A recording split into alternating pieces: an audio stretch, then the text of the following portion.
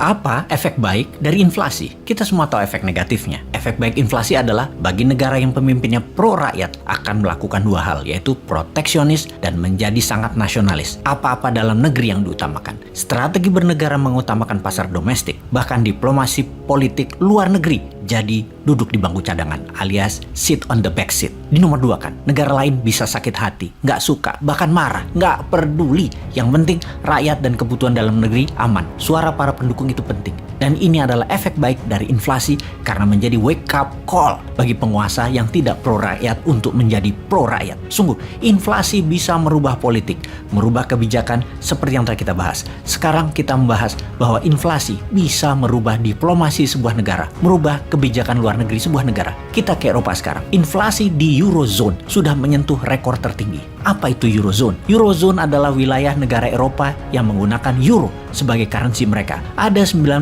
negara Uni Eropa yang bergabung dengan Eurozone, bergabung dalam Monetary Union, menjadikan euro sebagai primary currency atau mata uang utama mereka. Saat ini, inflasi di Eurozone year to year adalah 8,4%. Adalah yang tertinggi sejak terciptanya Eurozone di tahun 1999. Tahun tersebut, 1999, adalah tahun terciptanya dan efektifnya currency euro. Artinya inflasi menyentuh tertinggi dalam 3 dekade Eropa ini. Dan semua ini karena perang di Ukraina. Inflasi ini terjadi.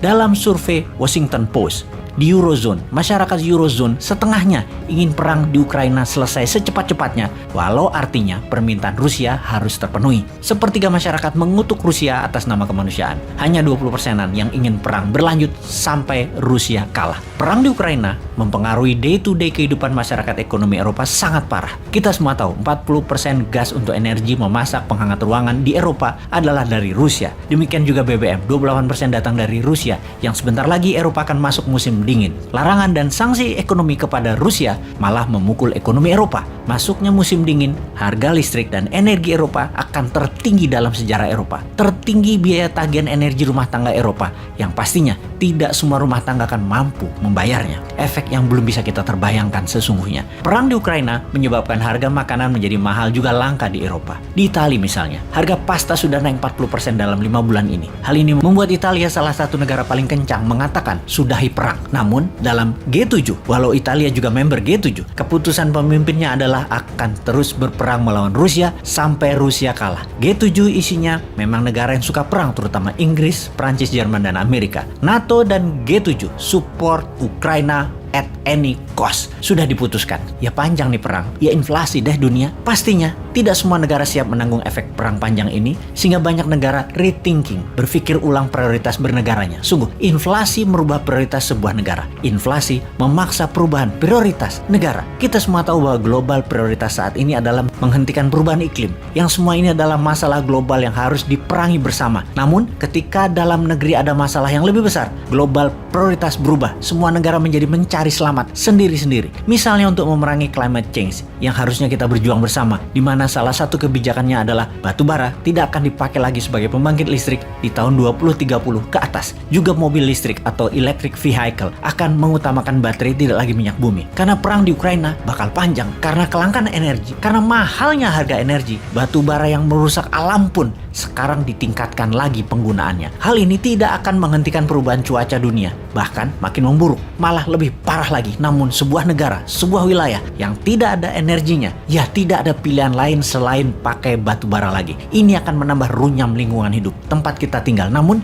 what the heck, sikat aja. Lingkungan ambiar urusan nomor 2. Penyakit meningkat, efek udara buruk, bodoh amat. Prioritasnya adalah energi murah, inflasi terkendali. Itulah mengapa dikatakan inflasi merubah prioritas bernegara. Eropa saat ini menyalakan lagi mesin pembangkit listrik batu bara yang lama sudah di shutdown, seperti Austria, Hungaria, dan banyak negara Eropa lain menyalakan lagi listrik berbahan batu bara. Bahkan Amerika juga melakukan U-turn alias balik badan urusan perubahan iklim climate change ini. Begitu harga energi berbasis fosil oil naik tajam, maka negara kembali bergantung kepada energi yang murah, yaitu batu bara. Walaupun artinya mengotori udara di dunia. Sungguh, nggak nggak pernah terfikir bahwa inflasi bisa merubah banyak hal sebelumnya, bukan? Dulu kita hanya mengartikan inflasi sebagai perubahan nilai uang di bank Anda dan kenaikan harga barang tidak disertai kenaikan daya beli. Memang arti utama inflasi adalah naiknya harga dan menurunnya daya beli. Tapi sekarang kita tahu bahwa inflasi bukan hanya merubah nilai uang kita di bank. Itulah informasi kali ini untuk mengingatkan bahwa inflasi merubah banyak hal sampai iklim